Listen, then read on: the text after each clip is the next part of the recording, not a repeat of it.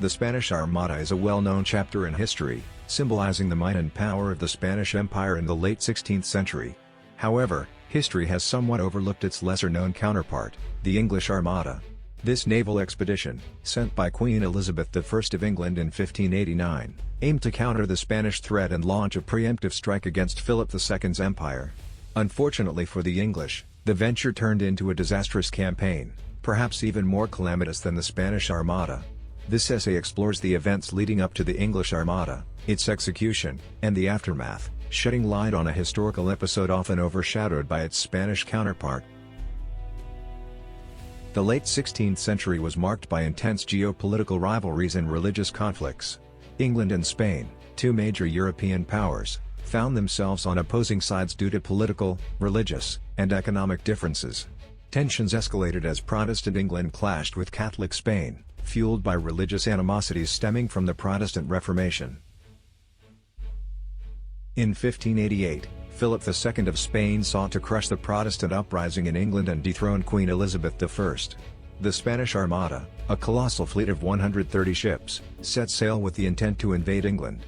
However, the Spanish expedition faced numerous challenges, including adverse weather conditions, lack of coordination, and fierce resistance from the English fleet led by Sir Francis Drake. The Spanish Armada ultimately suffered a defeat, marking a turning point in European history and solidifying England's naval supremacy.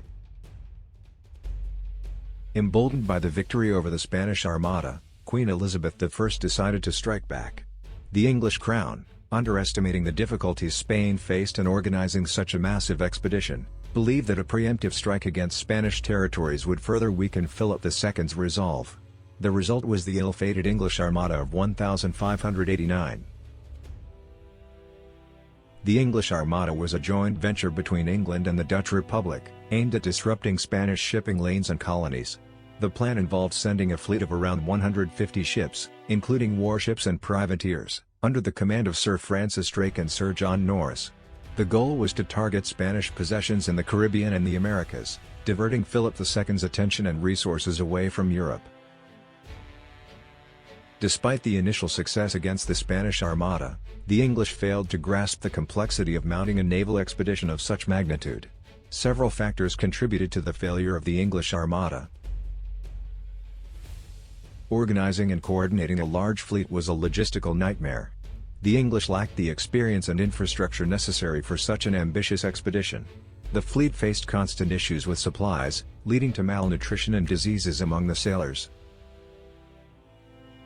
The alliance between England and the Dutch Republic was plagued by internal strife and conflicting interests. The Dutch, who had recently gained their independence from Spanish rule, were more focused on securing their own trade routes than on attacking Spanish colonies. While Sir Francis Drake was a seasoned naval commander, he was not suited for the strategic planning and coordination required for a large-scale expedition. The lack of a unified command structure hampered the effectiveness of the English Armada. The English Armada suffered significant losses, with a large portion of the fleet destroyed or captured by the Spanish. The death toll from diseases, combat, and harsh conditions was substantial, further depleting England's maritime manpower. The English Armada highlighted the shortcomings in England's naval capabilities.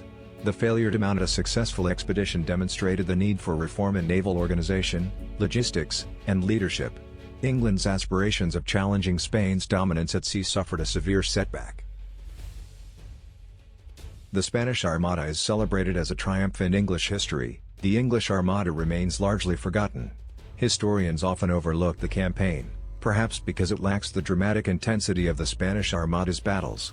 However, the English Armada's significance lies in its portrayal of the challenges faced by a rising maritime power trying to assert itself on the global stage.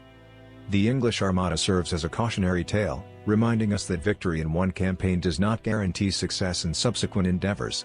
It underscores the importance of strategic planning, logistical preparation, and the need for a unified command structure in military operations. The English Armada of 1589 stands as a historical episode that deserves more attention and analysis. While overshadowed by the Spanish Armada, its failure had profound implications for England's naval ambitions and global standing. The campaign serves as a reminder that even in the face of apparent triumph, complacency and underestimation of the challenges can lead to catastrophic consequences. The English Armada, an even worse catastrophe than the Spanish Armada, serves as a valuable lesson in the complex and unpredictable nature of military endeavors.